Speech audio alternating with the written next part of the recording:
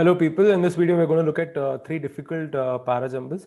One of them is actually not that difficult, but again, at the end of the day, parajumbles is about two parameters, right? Number one, are you getting the right answer? Secondly, are you getting it fast enough? Okay, because some questions are absolute gifts and some are time guzzlers, just drain a lot of time without you knowing it probably. So anyway, you can pause the video here and solve the questions. This is question 1, this is question 2, and this is question 3.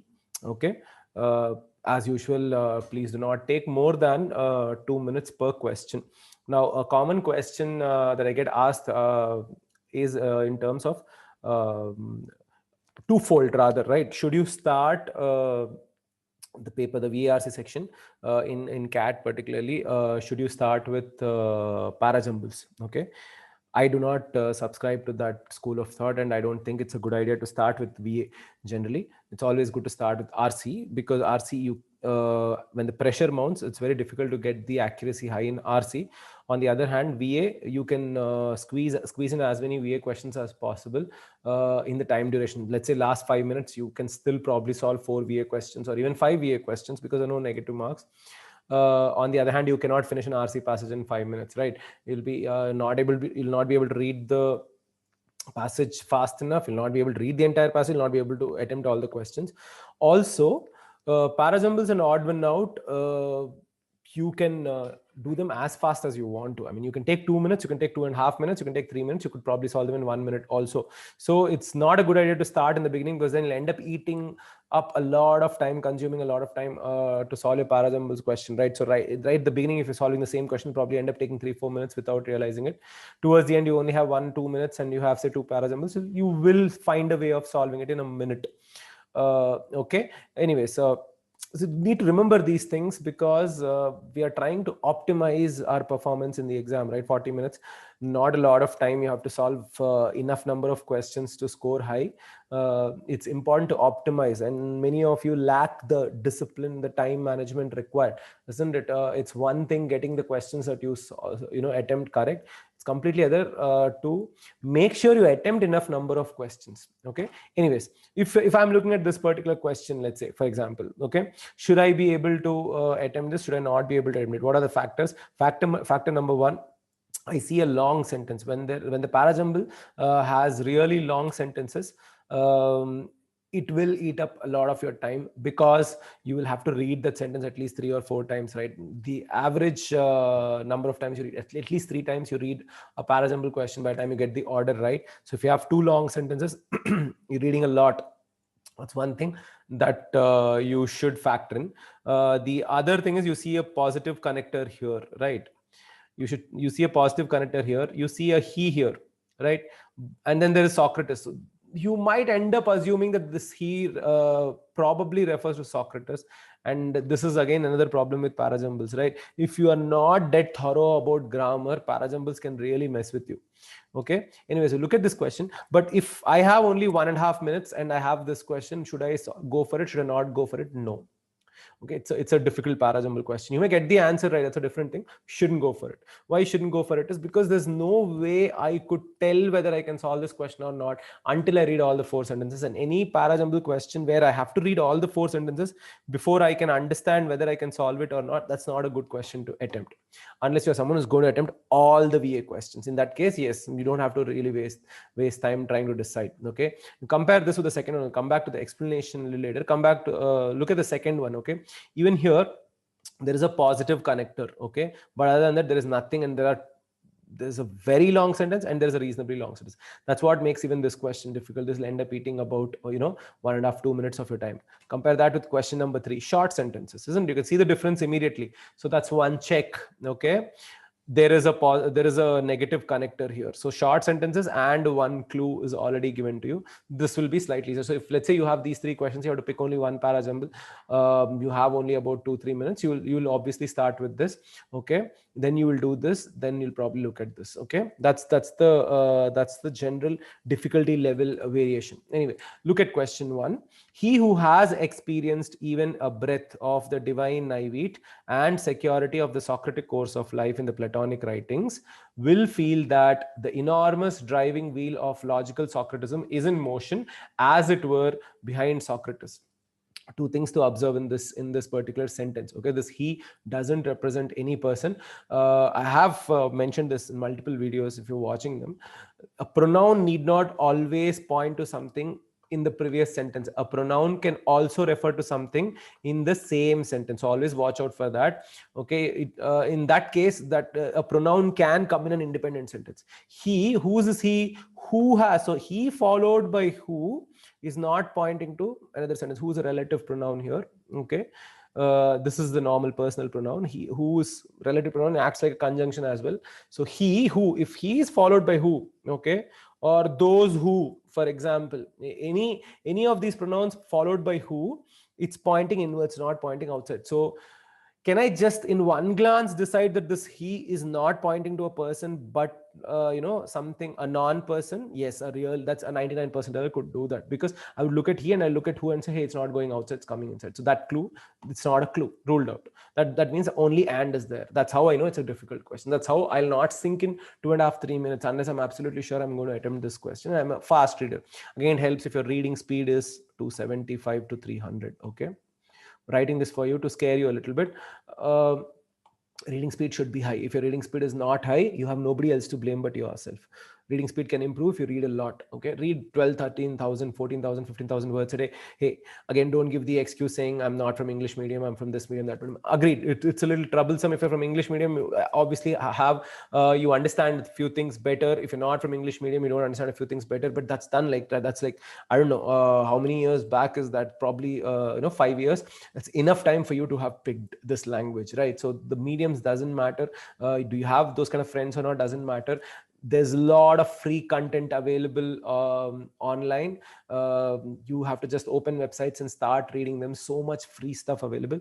Have to be reading. If you're reading 15, 20,000 words a day, you may not be able to understand a single word of the 500 words that you've read. Your brain still registers it. Okay, that's the whole amazing bit about learning a new language. It's like watching Money Heist in Spanish, right? You still enjoy the action sometimes and just turn off the subtitles and you still understand what's happening. That's exactly what you should be doing, okay, without giving excuses as to whether you understand or not. You don't have to write a thesis on what you're reading. So over a period of time, there are two parts to it. Okay, comprehension is different. Reading itself is different. To be able to form the words in your head, pronounce the words in your head, to be able to acclimatize your brain, not scare your brain when you see Socratic and Platonic and all this stuff, naive. Okay, when you see complicated words, your brain should not get rattled. Okay, so you read a lot, doesn't matter whether you understand or you read, it will still chug in 13,000, 15,000 words a day. Aeon is there, for example. You can just go to the website, beautiful website, read. Okay, anyways, so he who has experienced even a breath, so he who has experienced whatever, okay, even a breath of the divine, naive and secured the Socratic course of life in the Platonic ethics, this entire part is useless for me. So it's your fault if you read it a second time. First time, obviously read it because you do not know what's going to come. But reading it a second time, you may have to read the sentence 2 or 3 times, but you're always reading as he who has experienced X, okay, whatever that X is, will feel that the enormous driving wheel of logical Socratism is in motion, as it were, behind Socrates. You think it's behind, okay, he who has experienced this will think there's a driving wheel of logical Socratism, as if Socrates is behind you, okay, guiding you, whoever that person is. See, the other advantage of putting brackets like this, it shortens the sentences. When you shorten the sentences, you'll understand the idea. He who has experienced X will feel that the enormous driving wheel. So you get the idea. It's important to connect subjects with verbs in long sentences, right? Okay, what is the subject here? He. Who is that? He who has experienced whatever it is. What is a verb? He will feel that. So feel that, he will feel, this is the verb and this is the subject, and there is so much distance between, so much distance between the subject and the verb. And without getting the subject and the verb, you will never be able to understand the idea of a sentence. So the idea of good reading is all about pairing the subjects and verbs together. Sometimes you're lucky the clause is small, subject and verb is together. Sometimes subject is this side, verb is that side. In the middle, you have an entire sentence, completely different sentence. Okay, as a good reader, that's where you need to be able to make the connection. So this bracketing out and removing pieces which are separate ideas will help you focus on the smaller idea. He will feel that the enormous driving wheel of logical Socratism is in motion. That's the idea of the sentence, right? Next, and that he himself had a boarding of this relation. Okay, this is my massive clue. So I'm looking for some sentence which has some semblance of a relation. This sentence will follow that sentence, right? Is apparent from the dignified earnestness with which he everywhere and even before his judges insisted on his divine calling. To refute him here, okay, wherever that thing is, was really as impossible as to approve of his instinct disintegrating influence. This sentence needs some sentence where he's presenting a case, because to refute him here is there, isn't it? So the moment I read this sentence, I already know these two form one pair, okay, because he himself had a boarding of this relationship, that, okay, and that is apparent. So this part again can be bracketed out, and that is apparent. What is it? That he himself had a boarding of this relation is apparent from the dignified earnestness with which he everywhere and even before his judges, this can be bracketed out, with which he everywhere insisted on his divine calling. Okay, he insisted on his divine calling means that the divinity has set a purpose for him. He with his earnestness is insisting on this. To refute him, that's where you can, if he's insisting on something, only then you can refute or say that, no dude, you're wrong. That's refuting. So straight away I know 2 3 makes a block. Okay, that's the part you need to be able to do without a second reading. Okay, let me not confuse you. It must be viewed through Socrates as through a shadow. This is a small sentence. Straight away you should be able to connect it to this. Why should you be able to? Vocab connect, right? It's as if Socrates is behind, right? So enormous driving wheel of logical Socratism is in motion, as it were, behind Socrates. Okay, so there is a logical Socratism behind this person, as it were, or as was the case, as logic was behind Socrates. It must be viewed through Socrates as through a shadow. Okay, so you're looking at the logic through Socrates as if Socrates exists. One way. Do you have to understand anything more than that? No, I just have to make the sentence connects, right? So only when something's standing behind, only then you'll have to view through it as if it was a shadow, and that's an easy connect to make. So I have a 1-4 block and I have a 2-3 block. Okay, and the simple question to ask is 1-4 first or 2-3 first. That's why you always pick parajumbles which have connectors. If there are multiple connectors, makes it a little easier for you. 2 starts with and, obviously, so 2-3 can't come first, so 1-4 2-3 will become the order, right?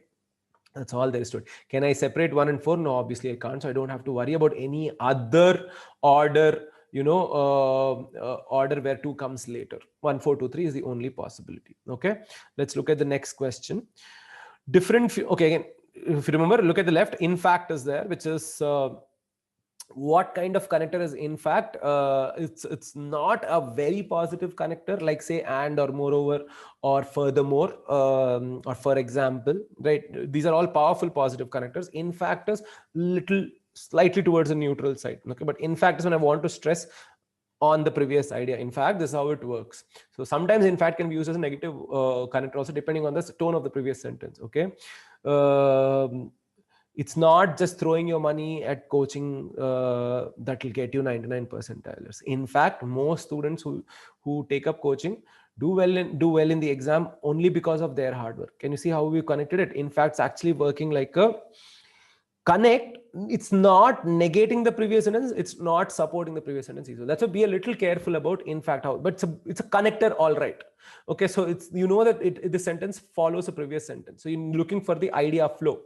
So different feudalisms developed across the continent in response to different pressures. This is your independent sentence. Independent sentences are useless, so I don't need to worry about it, just leave it. We'll come back to it later. In fact, as historians have successfully demonstrated, the very idea of single European feudalism is a fiction. See, this very in terms of tone gives you extra information. Again, good reading, bad reading. As historians have successfully demonstrated, so we already know it, in fact is also there. The very idea of single European feudalism is a fiction. This sentence can only follow another sentence that talks about European feudalism in some way or the other. It has to.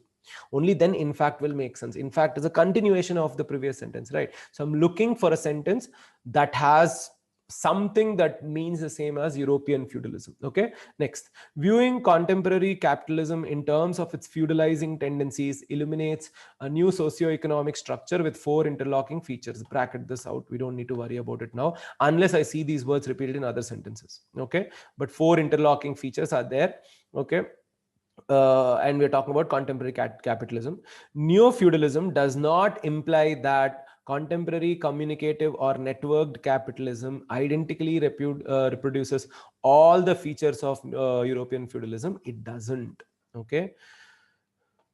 not sentence first, and then the definition always comes later, right? We've discussed this in previous videos as well. Okay, it is not the glitzy, not the glitz that attracts people towards Marvel movies. It's the wit and the charm of the superhero, something like that. Okay, so not and then the actual thing. You never say the actual thing and then say no, it is not this. So neo-feudalism does not imply that contemporary communicative or network capitalism identically reproduces all the features of European feudalism. In fact, it doesn't. It doesn't imply. Okay, you straight away know that 4.2 is my block, because we already discussed that. We already decided that 2 needs a sentence that should have European feudalism. Only then, in fact, will make sense. That's where the connector is going to help you, right? So 4.2 are going to make you make one block. Now, look at the tone now. Okay, one is an independent sentence, so I don't know where to put it, but I know the idea from 4 and 2. Neo-feudalism does not imply that contemporary communicative or networked capitalism identically reproduces all the features of European feudalism. It doesn't. In fact, as historians have successfully demonstrated, the very idea of a single European feudalism is a fiction. When it's saying the very idea of a single European feudalism is a fiction, what is going to come again? Negation, and then the next part of negation. Okay, if I'm negating something, I should also tell you, right, what is the truth. So single European feudalism is a fiction, which means there will be multiple feudalisms, whatever it is, which is what this sentence is telling you, right? You almost anticipate that this is going to come next. Different feudalisms developed across the continent in response to different pressures. So you know that one is downstream to 4 and 2. What skill do you need to be able to identify that one comes to the right side of 2? It's the basic upstream downstream critical reasoning, where you know that the bigger idea or the more vague idea or the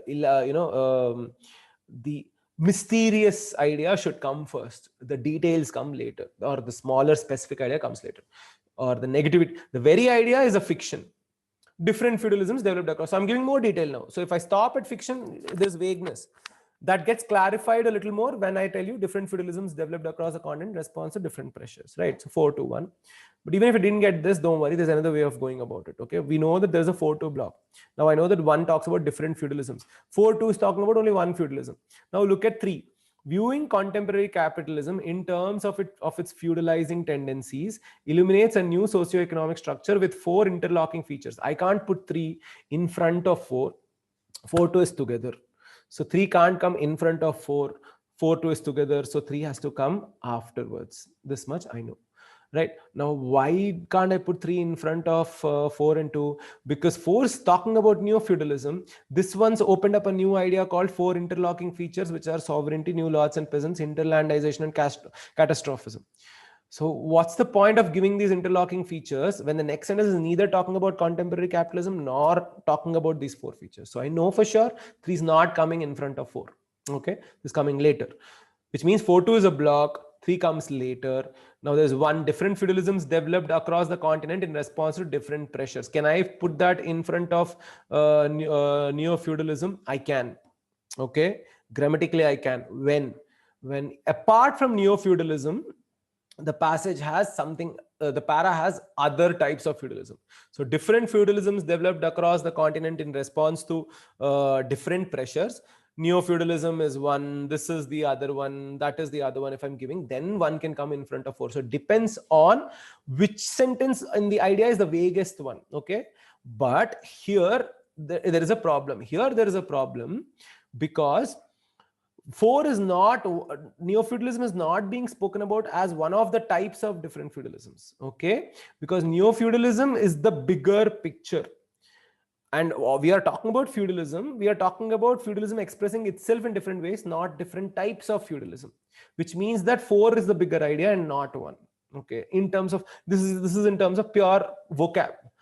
Let's say you did not catch even this part. Okay, there's another way of looking at the whole 1 versus 4 comparison. What does 4 say? Neo-feudalism does not imply that contemporary, does not imply this. In fact, very idea of a single European feudalism is a fiction. Okay, so between 4 and 2, I have neo-feudalism does not imply this. In fact, thinking that there's only one is itself a fiction, if I'm saying this. Now, if I started this, the paragraph with different feudalisms developed across the continent, the next sentence should give me a definition of one of the types of feudalisms. It cannot start with a negativity that says does not imply that. then it won't make sense. I said there are many, and then why would the next sentence be this does not imply, which is also completely new idea. So 1 and 4 won't fit together at all in any formation, right? So multiple ways how you could know that 1 will not come ahead of 4 to 1 will come later. Again, why am I stressing on this? You should be able to come to a point where you're saying, hey, 4 to paragraph, first 2 sentences, it has to be either 4213 or 4231. That's your job. Okay, that's how you know you're doing Parajumbles well. When even when you're getting them wrong, you're getting the blocks right, you're just missing one. Okay, one this way or that way. That's all. When do you miss that? When you do not know. How do I know 1 comes first or 3 first? Simple, right? Upstream versus downstream argument. Is 1 upstream or is 3 upstream? Which fits better after 2? Okay, now after 2, which one will fit better? 3 is talking, again, same logic which we discussed earlier. 3 is talking about 4 interlocking features. If I speak about that first, then I can't say different feudalisms developed across the continent. From features, I'm again going off to a bigger idea of different feudalisms. I'm talking about contemporary capitalism in terms of its feudalizing tendency. So I'm talking about a consequence of feudalism. Okay, contemporary capitalism in terms of its feudalizing tendencies illuminates a new socio-economic structure. So instead of feudalism, okay, instead of one big guy keeping control over entire area and then the other people who are subservient, here capitalism is taking that place, something like that. Okay, that's why it has the feudalistic tendencies, and I'm talking about the features. From there, why will I go back to different feudalisms? So different feudalisms developed across the continent in response to different pressures. Okay. Viewing contemporary capitalism in terms of its feudalizing tendencies illuminates a new socio-economic structure. So 3 is the least relevant to the other 3 sentences, actually, if you notice. It's just part of a bigger essay. Okay. The link is also given if you want to read the article. So 3, the only place you can deal with 3 is in the end, because you don't want to speak about anything else about feudalism when you've gone down one level further, speaking about socio-economic structure and the interlocking features. So feudalistic society has certain features. I'm already come down to the features. Why will I go back and talk about feudalism, right? So 3 comes in the end. Therefore, the order for this particular question will be 4 to 1 3. Okay, if you got this right, you should give yourself a pat on your back, because it's a really difficult question, right? Look at the last one. Humans generally appear to have prospered during warmer or warming periods and suffered during colder or cooling ones. Okay, so this is an independent sentence, not going to help me a lot, but I know the tone is prospered during warmer or warming periods. So warmer positive, colder negative. That much has been established in sentence 1. Research on the connection between the climate and economic well-being yields particularly ambiguous conclusions. You can straight away know this is the word connection, ambiguous to here. Okay, when there is multiple different connections. Okay, that one particular research is yielding one result, another research is yielding another result. The thing you have to be able to connect is, this is the vaguer, broader idea, this is the smaller idea. Big idea comes before the small idea, so you know that 2 is to the left of 1 somewhere, not immediately necessary, but somewhere, because this is talking about climate and economic well-being. One's going down to specifics and saying prosperous during warmer and suffered during colder.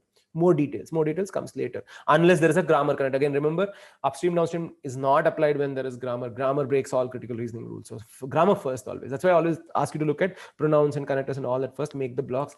Only in the end, when you have independent blocks or independent sentences, you start doing the upstream downstream thing. Anyways, the potential effects of any particular amount or rate of climate change over the next few centuries are very uncertain. Again, independent sentence. What are we talking about here? Potential effects of any particular amount or rate of climate change in the next few centuries are very uncertain. If you notice, 3 has to come to the left of 2. One read, you should be able to catch that. Why? This is talking about potential effects. It does not tell me anything else. What does 2 tell me? Research on the connection between climate and economic well-being. So I know which effect I'm talking about. So more specifics. Prosperity, further down. Okay, so it's just one step down and down. So potential effects, economic well-being, prosperity. So the idea is getting more and more specific, so it will come later. So 3 should come to the left of 2, 2 should come to the left of 1. Yet there is a connector. Okay, if there's a connector, obviously this is not the first sentence of the paragraph, so I straight away know 3 is the first sentence of my paragraph, right? Yet the past effects of climate change on pre-industrial societies may not provide much information about its future effects on technologically advanced societies. The past effects on climate change, the past effects of climate change on pre-industrial societies may not provide much information. So this fits with 2, right? Because we have ambiguous conclusions. But this yet cannot come immediately after 2. Why can't it come immediately after 2? Because I'm giving I'm saying research on the connection is ambiguous. The yet will look meaningless. Okay. If I want to put 4 after 2, yet won't make any sense. Research on the connection between climate and economic well-being is giving ambiguous conclusions. The past effects of climate change on pre-industrial societies may not provide much information about its future effects on technologically advanced societies. Okay. When will yet make sense? Yet has contrast marker, right? So yet makes sense only if this sentence is contrasting the previous sentence. Previous sentence is talking about something else, 2 is talking about something else. But which sentence is for contrast? A sentence that gives me absolute connection or correlation between whatever 4 is denying. So 4 is denying the connection between climate change and pre-industrial societies. It's saying the effects on in the past may not provide much information about the future. And there is a yet, which means the previous sentence should actually give me the effects. Which sentence is giving me the effects? This is the example, right? Humans generally appear to have prospered during warmer and warming periods, suffered during colder or cooling ones. That yet that effect may not apply to the future, isn't it? So where is 4 going to come? 4 is going to come here. The yet is going to give you that answer. Okay, so 3, 2, 1, 4 will be the answer to this particular question. Hope you got all the 3 right. I'll be really proud of you. If you got at least 1 right out of the 3, I'll still be happy.